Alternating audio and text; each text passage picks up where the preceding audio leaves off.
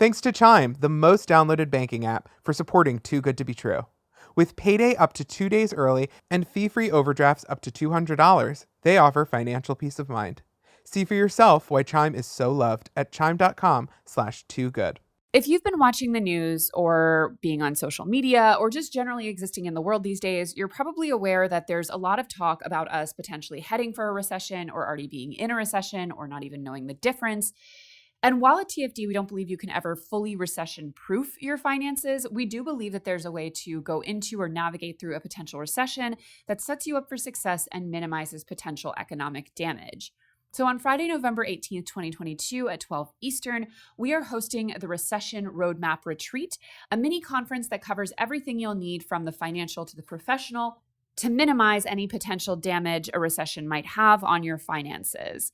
We have sessions like building a recession-resistant budget, investing in a scary market, the career mini makeover, and a 45-minute live Q&A with all of our panelists and experts led by your hosts. And who are your hosts? I am hosting it along with TFD's creative director, Holly Trantham.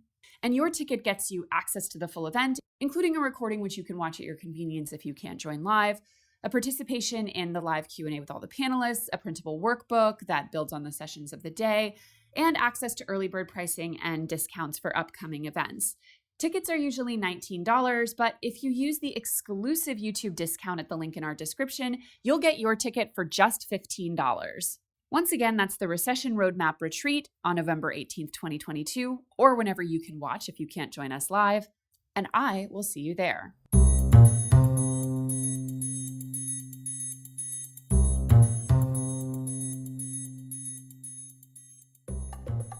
Welcome to Too Good to Be True, an investigative podcast about exposing the scams, schemes, and financial cults trying to separate you from your money. I am Julia Lorenz Olson. I'm the co-host and creator of PBS's 2 Cents and an accredited financial counselor. And I am Ryan Houlihan, editor and journalist. So today, I'm excited because we're getting into something that I know I'm in the minority on, in that I know basically nothing about. The only image of this subject that I have in my head is a Italian-American woman flipping a table. It's not a bad image to start with. This is all I've got basically to work on. That and like tardy for the party. Mm-hmm. There you go. And, a bop, a classic. And there is the breadth of my knowledge on Housewives.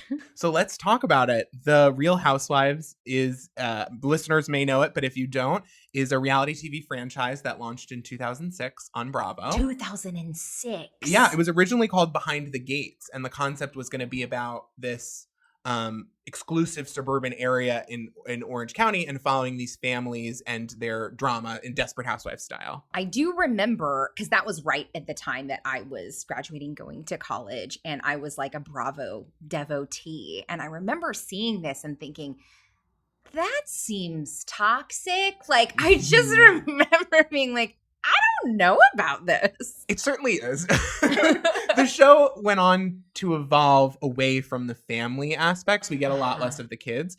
And as various spin-offs bloomed across the Americas and the larger world, the show began to focus just on a group of women, usually older women, generally over 30, older for reality TV at the time. I was like, wait, excuse me. Older than Paris Hilton women. In fact, some of her relatives. It centers on their friend group and like them socializing and the interpersonal dramas that happen. But in general, they're very wealthy women. So it's also lifestyle porn. Synthesizing this blueprint that then got recreated across the country. So you got Real Housewives of New York, Real Housewives of New Jersey, Real Housewives of Beverly Hills, Potomac, DC, Dallas, there's like Salt Lake City. There is no end to the rich housewife geography, apparently.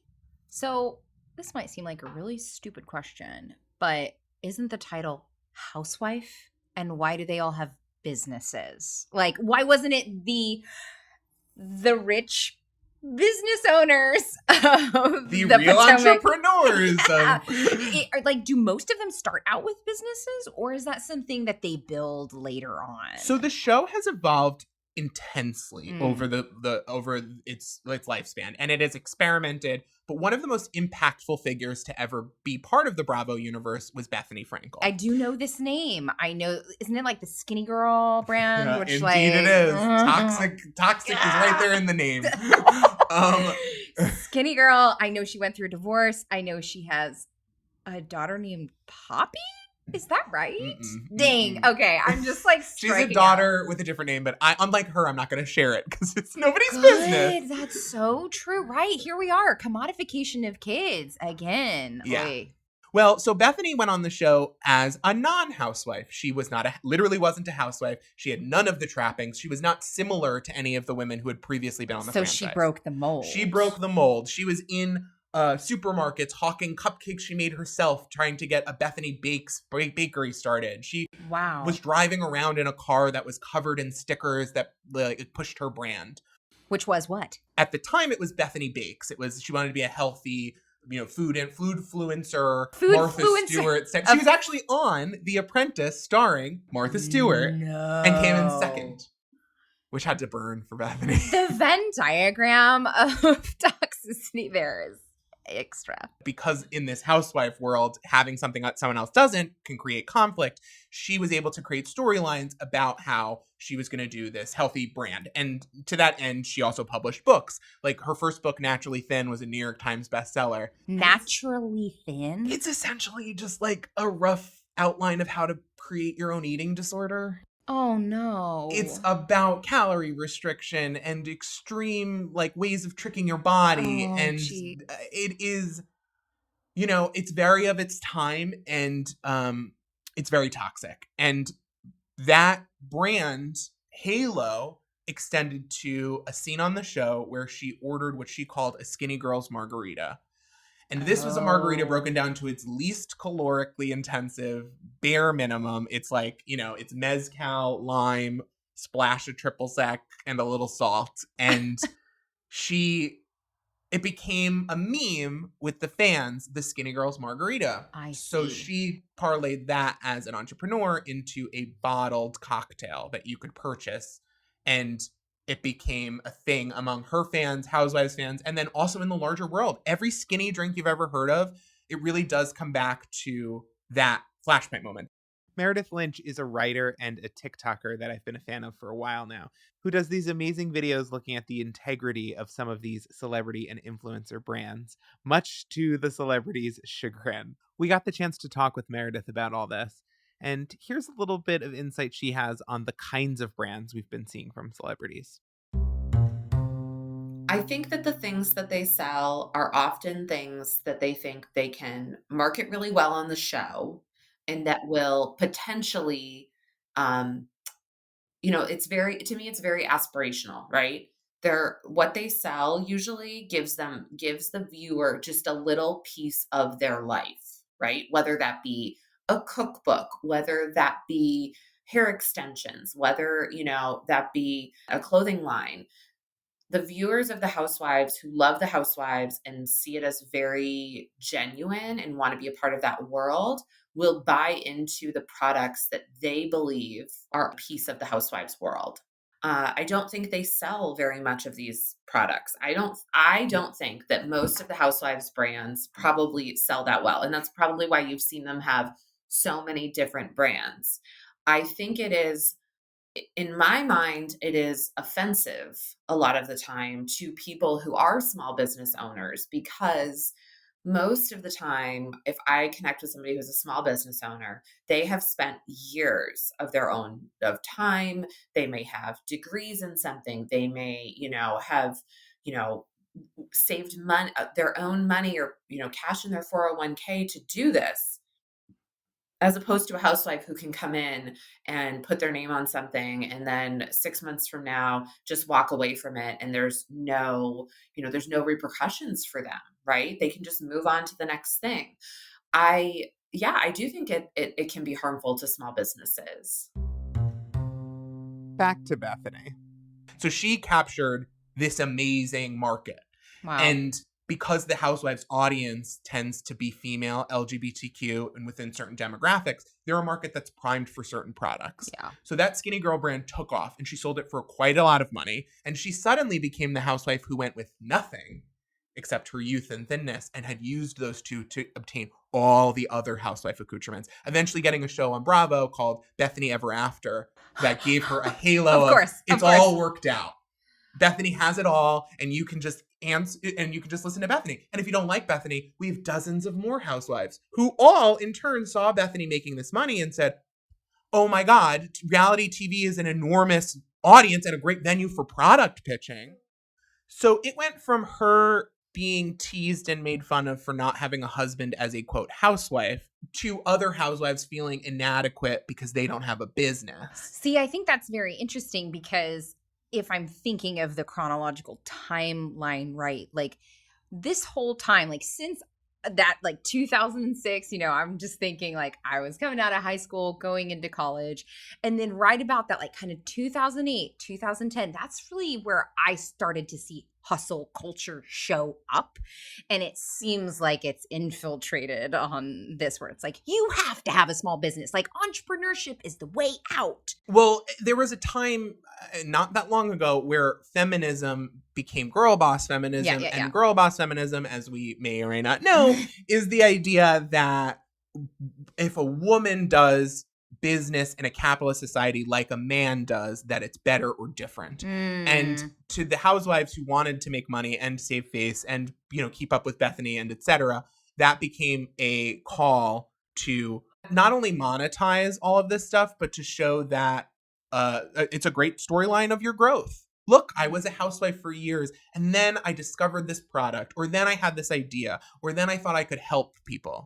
So in this pursuit of keeping up with not just the Bethanys of the world, but all of the rising standards of what women should be, some of the housewives, sometimes just for storylines, will create fake businesses. Fake businesses. Completely like products you can't buy. No, really? She by Sheree has been in a development, quote unquote, since like 2009. And this is a fashion line that had a fashion show with no fashion, famously.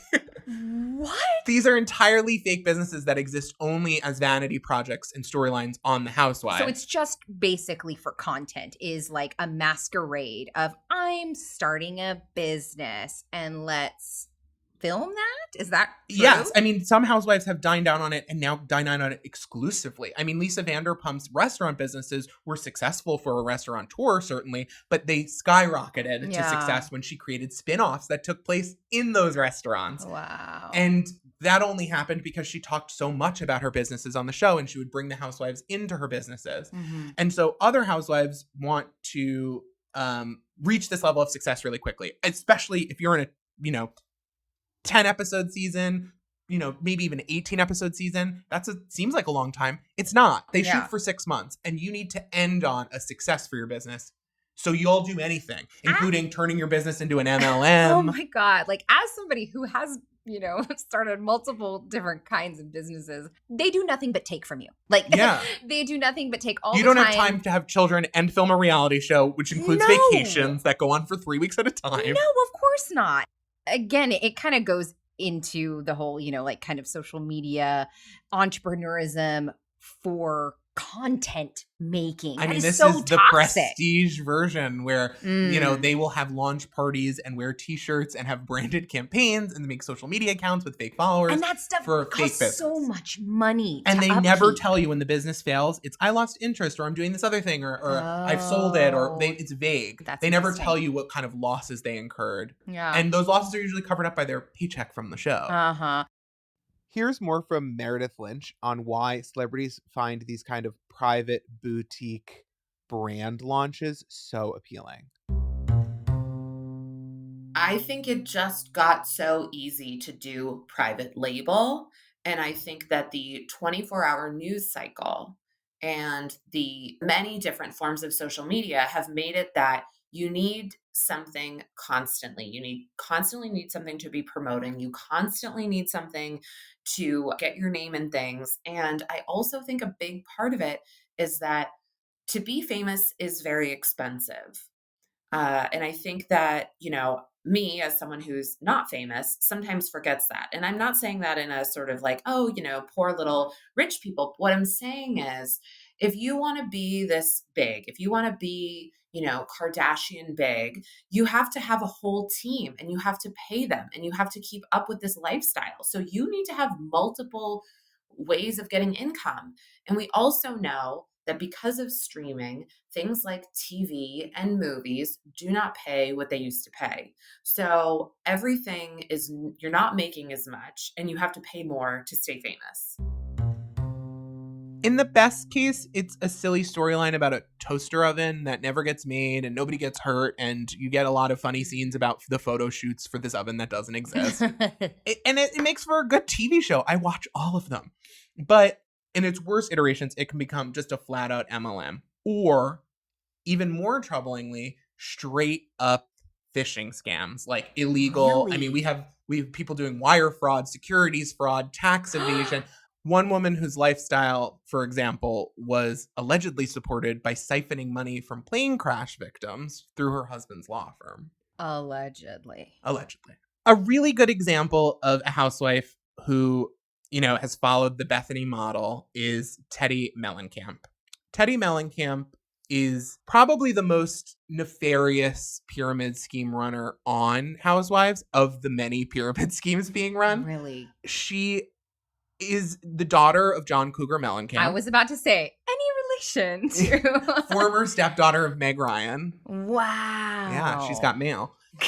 The problem is, for Teddi, her success is based on a personal story. So she was heavy as a teenager and felt a lot of shame. Oh, no. So she lost the weight, however she lost it, and then went on to create a program called All In by Teddi. Now, All In by Teddi is essentially an MLM that uses coaching to give people eating disorders. Is it like Beachbody? Worse. So this is a service that takes it uses the coach model from Beachbody, where like I'm the success story and now I'm the coach, and I will get clients and there'll be success stories, and it will go on infinitely until everyone in the world is thin. So what makes this whole coachy thing an MLM? Like what are the coaches buying, I guess? So you need to go through the entire program in order to work for the company. So you need to have purchased their suite of products and services. Then, and only then, can you become a coach. And when you're a coach, not only are you supposed to be making money on your clients, part of their money and income will come from turning those clients from paying customers into further coaches. Those coaches will then find new people and will all be so skinny, it will blow your mind. A country of skinny legends.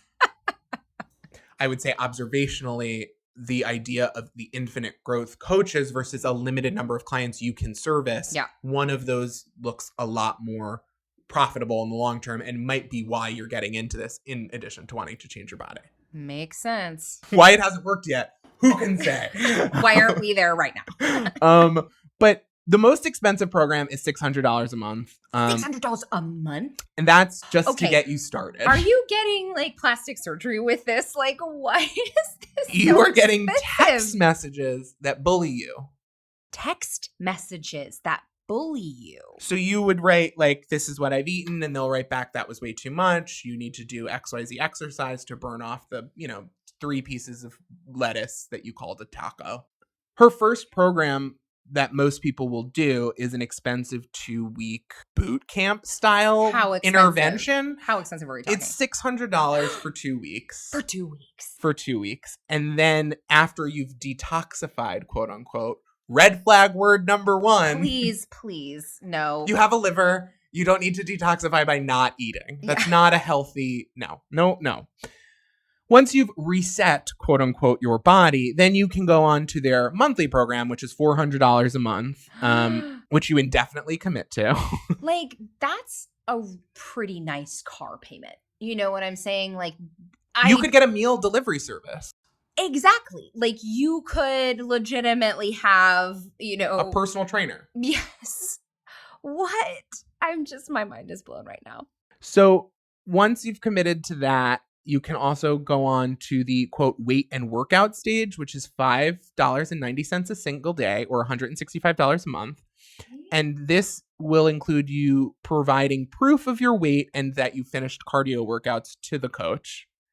And then eventually, if you lose all the weight, you get to graduate to the maintenance plan, which is $3.40 a day or $94 a month. And that's just like check-ins with a coach.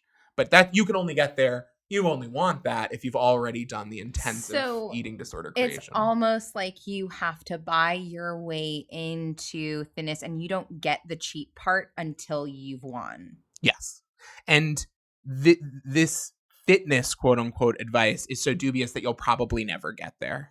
So there was one former client who wanted to remain anonymous who did the program for 11 days and she managed to lose 11 pounds. That's a pound a day. Oh, no. And to create that calorie deficit, she was eating about 500 calories a day and burning 500 to 600 calories a day doing cardio. I mean, you would have to just basically be on a treadmill all day. Like, are you working during this time? Like, how is that allowed? Like, deprivation diets don't work to begin no, with. Of course Studies not. are very clear on this.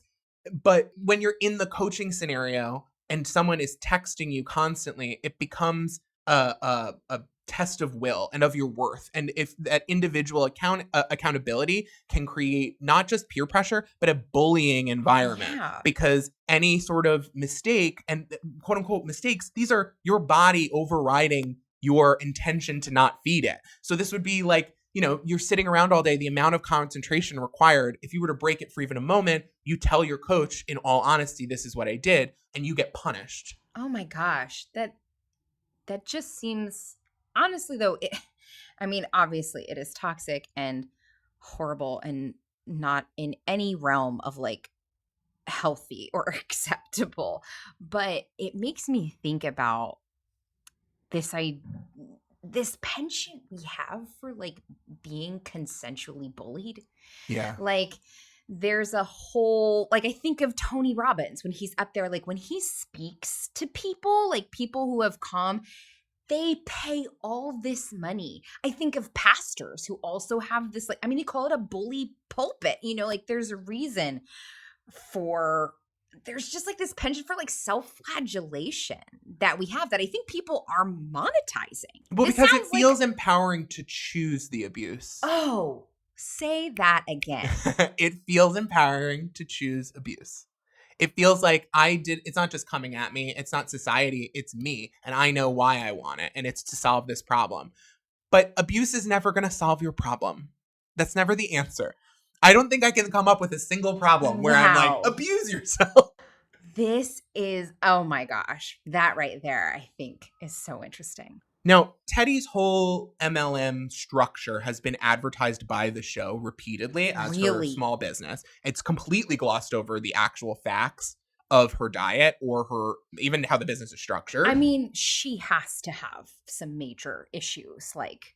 Well, so they've done eating disorder storylines on the show for other housewives. So they have done full-blown sessions in an eating disorder clinic with an addiction specialist. We've seen that on the show. We've seen women who have had storylines of how they had overcome eating disorders, and the show would then, through editing, highlight that their behaviors aren't fully recovered yet. So they're glamorizing this. Yes. The thinner the body, the more praise you get on the show and the more you can show off on when you're on vacation and stuff. And Teddy Mellencamp is a perfect example of production has a really comfortable relationship with these women because they're in their homes. They're talking about their personal lives. Right. So they're on vacation with them. So if you're a housewife who works well with production, you're willing to do what they tell you, repeat the facts at the party that they ask you to create drama and all of that, you get a bubble in your edit. And it's pretty apparent when you watch the show, certain women are getting better edits for the season than other women. I never would have thought about that there is a relationship. Although, okay, so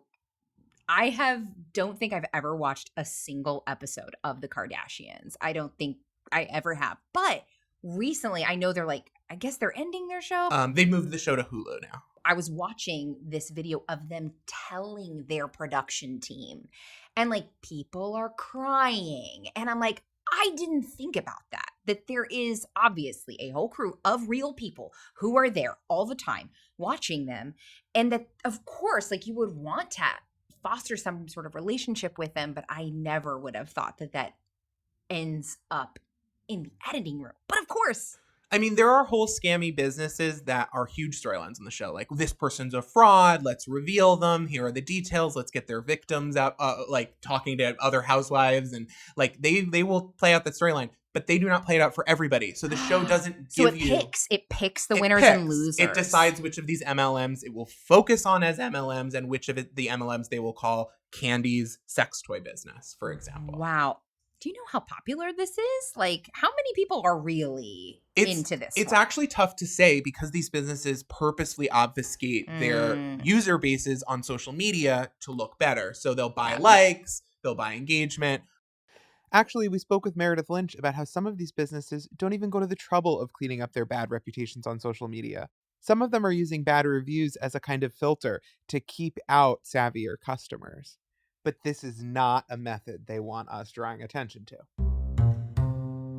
There was a business that I called out, brought to attention that they had a lot of bad customer reviews on their social media account. And when I got a cease and desist regarding this, they said that they believed that I had, because I had shown, screenshots of what the, comments had been on their Instagram account. When I screenshotted those things and showed them, they wrote in the cease and desist that they believed I had photoshopped those comments and created them from the Instagram.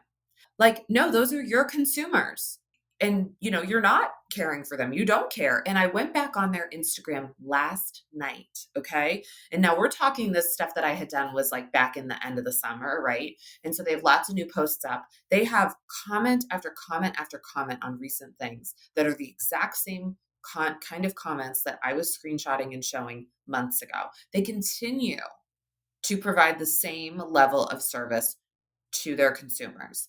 I think that they think that who they are selling to are people who are not going to ever double click and not ever going to care.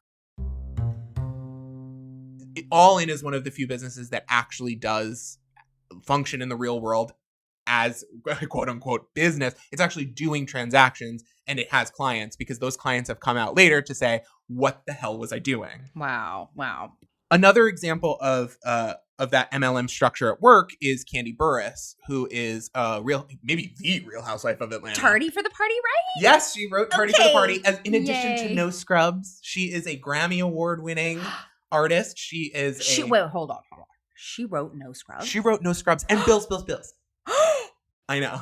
Only two of the greatest songs. The greatest songs ever. Okay, respect. I will put some respect on that. Candy Burris is, I don't want to say my favorite housewife because we're about to get into how evil she is, but she is the most successful housewife with, in by any measure, independent of family connections or she's surpassed Bethany. She has a show on Broadway we could go see today. Stop. She's been famous in the public eye for decades and is a very accomplished artist.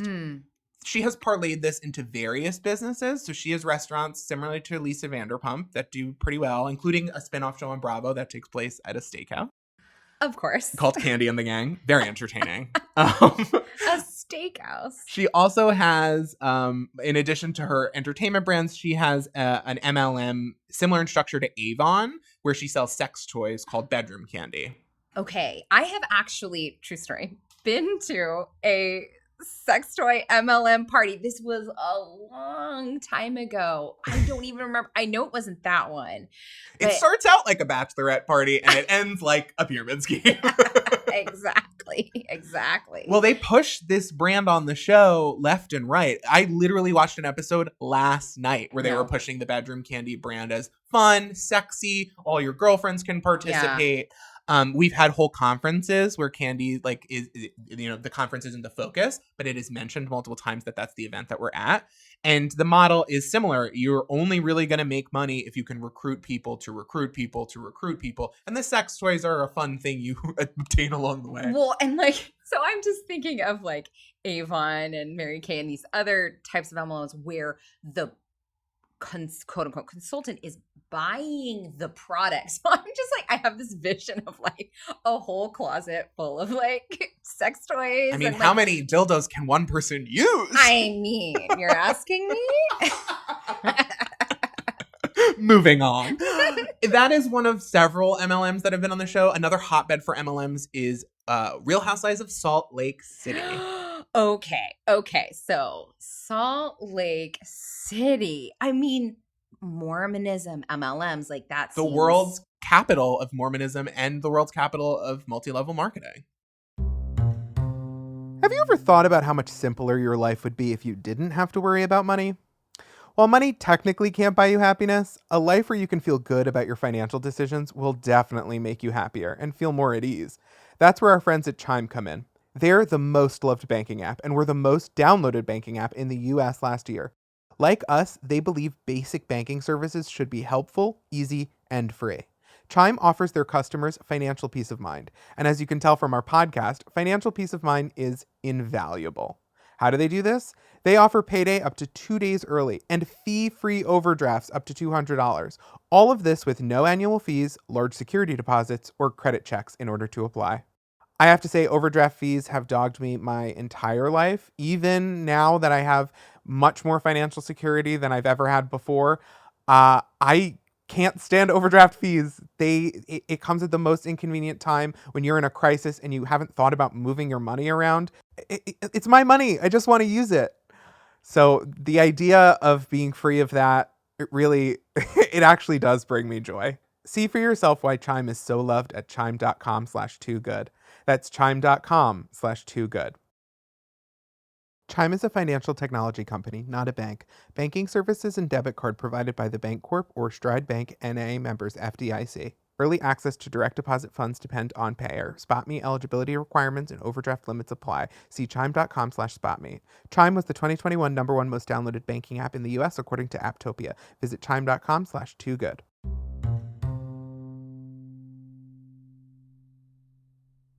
Okay, so Salt Lake City.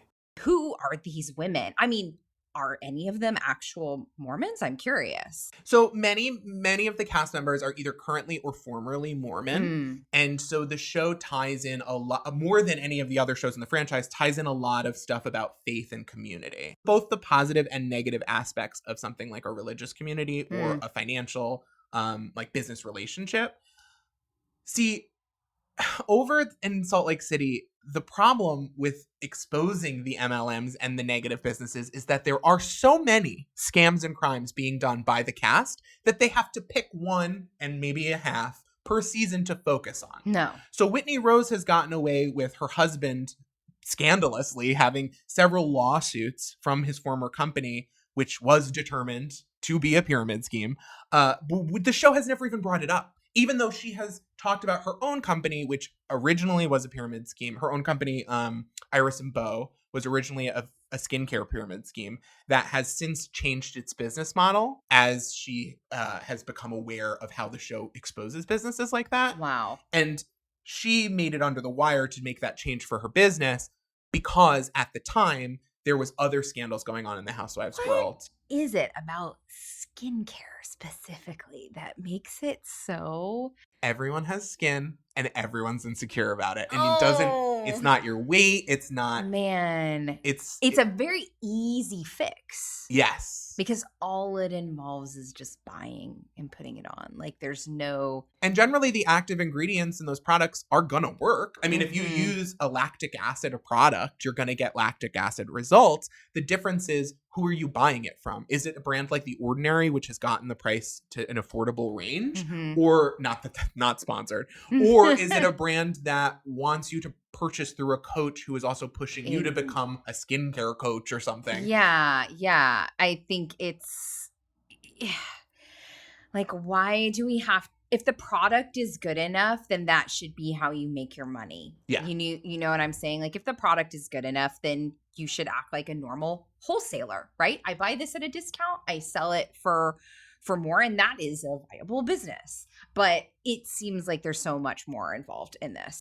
So the audience for these shows are pretty unique and very specifically so it's a selective audience. You kind of know who the demographics are going to be. It's generally older women. It is generally if there are men, there are older queer men, and they In general, it runs the gambit financially. So for some people, they're watching the show because they can relate to the aspirational luxury lifestyle. But for the vast majority of people, it is people for whom lifestyle and luxury accoutrements are so attractive that they would love to watch it on TV. Which, like, I think perfectly dovetails into the market for MLMs, right? Mm-hmm.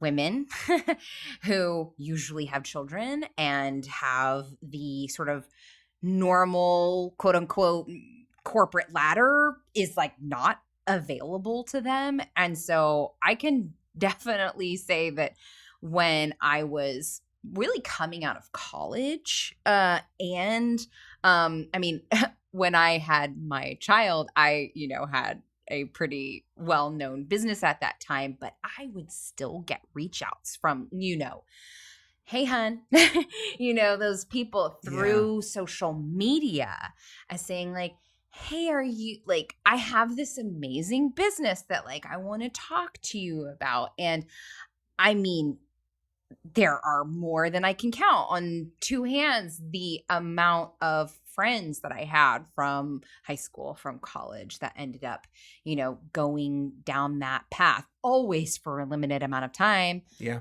But you better believe that I heard from all of them.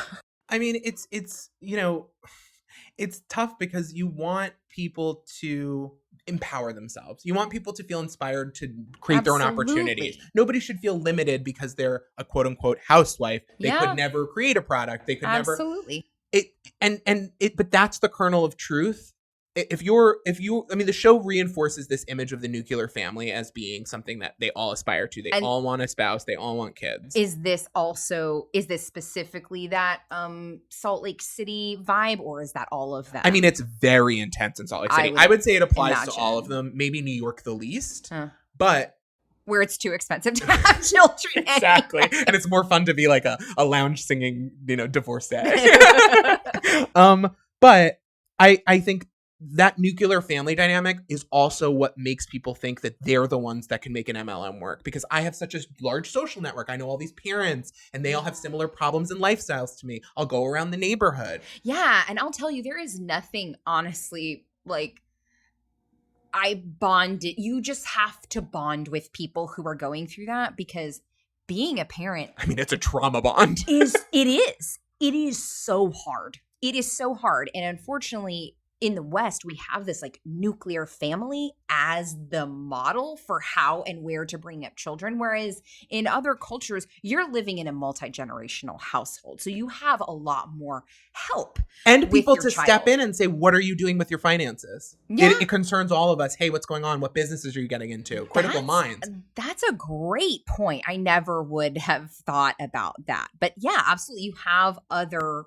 maybe or maybe not wiser people, but at least just other people coming in to talk to you. And, you just have to find your community when you're going through that. So you're like, please tell me the fact that my child is up at 3 a.m. yet again screaming is not because I'm a failure as a parent. Like, please tell me that I'm not alone in this.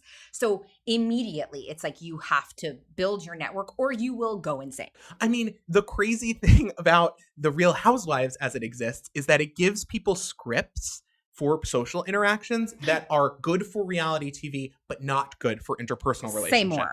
So if you criticize someone, this is a perfect example of just labeling it as hate. It is just a hater. That is someone who doesn't want to see me succeed because they're antagonistic. They want the friends to look at them as the success. They're jealous. So if you've set it up, all criticism is conflict, and all conflict is good. Not only is it good, it's entertaining and productive. Moves the show's plot forward. It's profitable. Then you're like, okay, anyone who criticizes my business is a jealous bee who's trying to take my star. And the show also has this culture of there are only limited spots for housewives. So if you don't succeed, you will be booted from the show. And so does that happen often where like a housewife will be replaced? Basically the whole show at this game is a game of Survivor being secretly played while another show is being shot. That is so dystopian. Like, I don't even know how These to women process that. are strategizing their personal lives, their children's lives, where they live, where they travel, the kind of diet of media they consume, and the kind of phrases they say in order to hit certain marketability scores within the Bravo system so that they can stay on the cast. And they'll spend any amount of money to keep the spotlight on them. Do you think that this, because I'm thinking, again, timeline, 2006, right? 2006, this starts. Social media was in its baby infancy stage. I'm seeing a lot of overlap between this idea of I have a lot of eyes on me through whatever media, right? You're on TV at this point. That at that point, that's kind of the only way to have a bunch of eyes on you is TV. That's it. And be like not a movie star, right? Yeah. TV, that's your only option. And then social media starts to build. And all of a sudden, anyone can be a housewife. And the housewifery does not end when the cameras go down. You are now a housewife forever, in perpetuity. Yeah. Even if you leave the show, you can launch new businesses with the social media following you got to take away from the show. So it kind of sounds like the housewife blueprint set us up like to use social media in this specific way to build something called a personal brand, a brand wrapped around not a product, but your life. And if you've worked on your life, say you're a stay-at-home mom, so it feels like the focus is just your personal life, wouldn't it be such an attractive option to pivot that? And what a great way to pivot it. Social marketing, as they call it. It's not social marketing. It is a multi-level marketing scheme, but they'll call it social network marketing. And they'll say, you've built up this life where, you know, your social life is the center point of your accomplishments. Now, why don't you turn that into money? And they'll do the same thing with influence. You've built up this audience. You've built up these followers. Why aren't you cashing them in like chips at a casino? Ooh, oh my gosh. The show also set up this paradigm that you'd think it's enough to be a housewife on The Real Housewives. Right? Like, because it seems like, I mean, has pretty much always been a market for luxury porn, right? Rich people soap porn. operas, like Dallas. Exactly. So like, why isn't that enough anymore? Because unfortunately in our culture, women are never going to be enough. So how many of these problems though do you really think are real and how many are fabricated for content? Like their personal lives, things going wrong. Yeah. The vast majority of what we see is because they have chosen to show it to us. It's very apparent on the show when there are housewives that don't want to talk about topics or won't show up to reunions because they didn't know something would be a storyline all season that they shot. Oh. For example, you've got Jen Shah, who went on the show trying to show off her big lifestyle, and her problem was that she couldn't control her anger. She couldn't keep her emotions in check. The table flipping. A table flipping, which it seemed at the time pretty calculated that she had, and reverse engineered a housewife personality from herself by picking and choosing from successful versions. I mean, certainly at this point, women who are wanting to pursue this as like a career choice, really, which sounds like it is, like they're self-selecting and they know what people are looking for. They know what the audience responds to. And so you have someone like Jen Shah, who is a housewife on Salt Lake City, or someone like Mary, who's another housewife on Salt Lake City, who came on presenting their problems as being interpersonal or emotional, but for whom over the course of the show, other cast members who wanted to take them down and producers who needed fodder for the show turned on them and started exposing things that they don't necessarily want to talk about. Oh. And for Jen Shah... That can't be fun for them. I mean, for Jen Shah, it ended up with her being arrested by a SWAT team. What? Not live on air, but very close to live on air. She was swatted while filming with the Housewives, and she ended up being arrested a few miles away.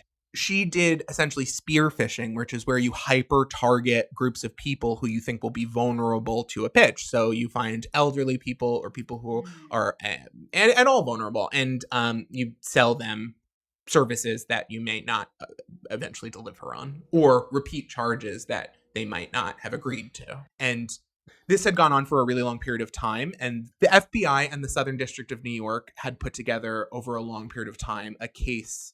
You can check out whole podcasts. There's a whole cottage industry covering these legal dramas, like the Bravo docket, which exclusively covers the legal and criminal issues of Real Housewives and other Bravo celebrities.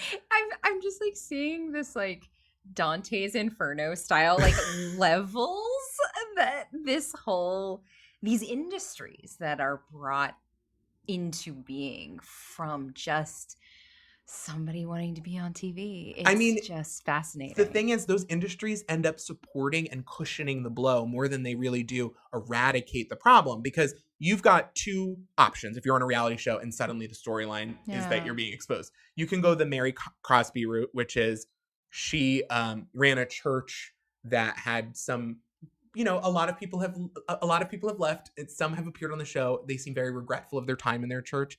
It seemed extremely a high control environment, where she also owned several businesses that church members were encouraged to get financially entangled with, like mortgage refinancing to make donations to the church. So she, in response to this being played out on air, just disappeared. She has basically evaporated from the Housewives universe. Whereas Jen Shah, when she was exposed, I was like, is she still here? What is happening? She's pivoted, baby. She was at the Hustler Club in New York City doing a meet and greet weeks after this story came out. She has been on podcasts. She has done an entire media push. She's still on the show. She's doing other storylines. No. And the cottage industry of turning this from a crime being prosecuted by law enforcement into entertainment or educational content has cushioned the blow, because it allows her space to be anything but a criminal. And in that space, someone who is very good at being on TV and manipulating people via the media can reframe their story, can make themselves seem likable, can obfuscate the issue to the point that they can use the reality TV show to clean up their mess and move on to other businesses. The Giudices are a perfect example. You were saying Teresa Giudice, she went to jail. Didn't her husband also, is he still in jail? Been deported permanently back to Italy from the US. He had been in the country since he was 2, so he was essentially, for all intents and purposes, an American citizen, except he never went and got the citizenship because it seemed like a lot of forms. But she was able to use the massive media empire of Bravo to turn her time in prison into an aspirational thing. It was Teresa was away while Teresa's gone special. I'm getting a little hint of post Rachel Hollis divorce. Didn't see that coming by. Exactly. Like, I mean, on some level, I admire and hate all of this, right? Like, in a way, this show is also part of the larger Bravo extended universe now, because we're making content about their content. And it does, in some sense, platform and promote their brand. However, this show and creators like Meredith Lynch are not the kind of content that Bravo wants made about its stars. And the stars themselves will go to extreme lengths to silence shows like ours or creators like Meredith, who are trying to expose exactly what their business model is. Meredith has learned this the hard way, having received a number of cease and desists from different stars simply for talking about their businesses and explaining how the business models work. Most recently, she's tangled with a very high-profile housewife. Let's hear from Meredith on the kind of celebrity who would chase down an individual TikToker for not liking one of their products. First of all, I think it depends on the reality star, because not all of them have the money and the access, right? It's not completely equitable. So I think that is a piece of it. So I think it's the ones who have a little bit more money, the ones, who have a better legal team. I have found that when you start showing the truth about certain things, you can very quickly be sent a cease and desist. And what people will say to you then is, well, a cease and desist is not a legally binding document. And it's not. But it does mean that you are on their radar. And it does mean that they have contacted their lawyers about you, and they have put in time and energy to some extent to send this to you. And so when you get one, I have to say, from my opinion and from conversations that I have had with different, people in the legal field, if you get one, it's not just sort of like, oh, well, they, don't like what I'm doing, but who cares? It shows that you're on their radar, and you should act, I'm not saying that you just take everything down, but you should you should take it seriously. That's what I have found. And the thing about it is, a lot of the times, the people that they are sending these to, and not all the time, but a lot of the times, they are sending this to people who they know probably don't have a lot of money and don't have a lot of legal knowledge. I recently got a cease and desist that told me that if I told anyone about the cease and desist, I would be breaking confidentiality that with the client who had sent me one, and that was, not allowed.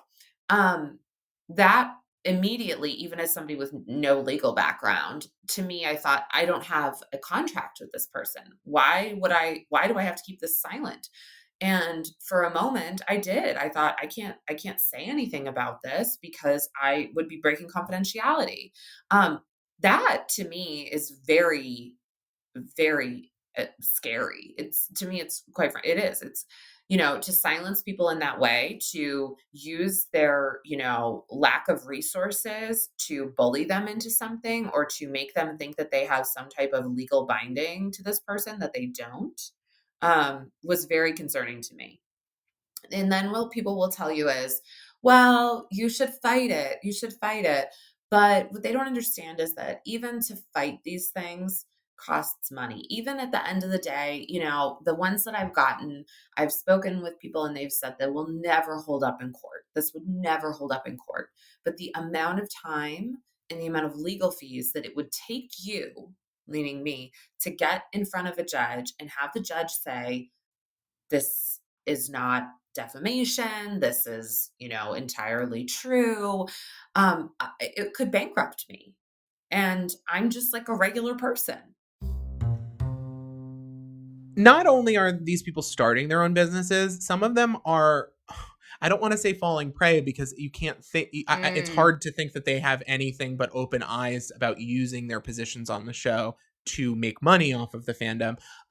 You've got examples of them joining up with already existing MLMs, or pivoting from something like doing sponsored content on Instagram where they say, oh, this essential oil smells so great and it cured XYZ diseases that it can't cure, to actually shilling. For example, Brianna Culberson, who is the daughter of Vicky Gunvalson of Real Housewives of Orange County. So now it's like second generation? Is this what we're talking about we now? have housewives whose daughters began as children and are now in full confessionals, basically a housewife with everything but the intro shot happening. And Brianna Culberson is an example of someone who grew up on TV, who has a long-term parasocial relationship with women who knew her from childhood through their TV screens, and is now shilling for an essential oil MLM company, despite the fact that she herself is a medical professional, and that was a whole storyline on the show. I hate it here. I know. We can't have anything nice. No, you can't just watch rich ladies on the beach. Not allowed. Why can't we just watch women parade around in pretty dresses that we will never be able to afford, and that be it? I wish it could. You can follow Meredith on TikTok at Meredith M. Lynch, where you can also find a link to her Patreon, which has some of the most juicy stuff that can't quite make the main feed, and I highly recommend it. But before we go, let's hear a bit more from Meredith for the prospective celebrity or influencer on the kind of businesses they can ethically start. I mean, do Cameo, do a podcast and have a Patreon. Write a book. I mean, writing a book I don't love, because I think you're taking opportunities away from, like, other authors. Ebook. Go on a tour, like, I mean, I know some of them do these like appearances where they show up and they, eat dinner with fans. Like, I get that it's hard out there and, you want to make money, but slapping your name on a skincare brand is not the answer. I think ultimately what I want people to take away from this, and what I will say I'm doing, is, we don't need to be making people famous for being rich, but if we're going to absorb this content anyway, and if we're going to enjoy some of the like entertaining aspects of these shows, which I clearly do. I was about to ask, like, how do you, like, knowing what you know, would you still consider yourself a fan, or are you like hate watching? I think we live in a society. No. I am hate watching to a degree, but I think you need to people need to two things. You need to pivot how you're watching the show. You don't necessarily need to watch the show from people say, Brian Moylan famously says in his book, The Housewives, that there are two audiences for the Real Housewives. There is the first audience who is watching this very dedicatedly, is a fan of these individual women, takes it all in earnest, and Really? wants to do everything these women do and emulate them, even if they dislike some of them. The second group, and this is, I would say, probably the more impactful part of the audience, is a group of people who are watching this at a level of remove. There is some cringe. Yeah. There's definitely an emotional earnestness to some of the scenes. I mean, we've seen people pass away or struggle with depression, and those, I think people absorb that content in earnest. But there is another audience for whom all of this is very clearly a facade. It's very clearly an illusion. It's a reality show. It's basically a game show to keep your life on TV. Yeah. And when watching these shows, you need to put your critical thinking cap on, even though it's entertainment and junk food, especially because it's entertainment and junk food, because it seems like such innocuous nonsense, just ladies fighting about who called who what. Yeah. We turn our brains off, and then our subconscious can absorb a lot of this stuff to the degree that I order skinny margaritas all the time. And I wouldn't consider myself a Bethany fan at this point.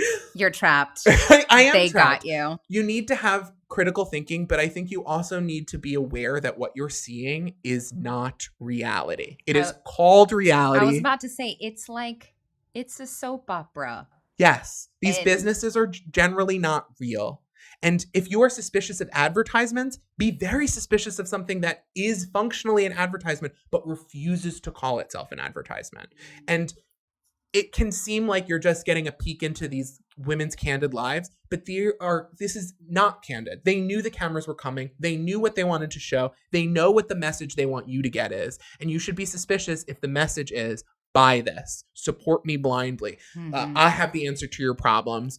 All you have to do is come have dinner at one of my restaurants to have a perfect night. That's the most innocuous version of this, and you should be suspicious of that, let alone products that they claim will cure diseases or improve your sex life or change your relationship or your relation or the shape of your body. These are not things that these are not issues you want to farm out to people on reality TV. These are issues you want to take to medical professionals, to financial professionals. Oh, on that note. So yeah, that's the world of the Housewives. Thank you. Bye, guys. Thanks for See ya. listening. Well, that's the show for this week. You can find Too Good to Be True wherever podcasts are available. And while you're there, we'd love for you to rate the show and leave us a review. I've been Ryan Houlihan, and you can find me on all social media at Ryan Houlihan. I've been Julia Lorenz Olson. You can find me on YouTube at my PBS show 2 Cents. And every once in a while, I'll look at Instagram. My handle is at YayIt'sJulia.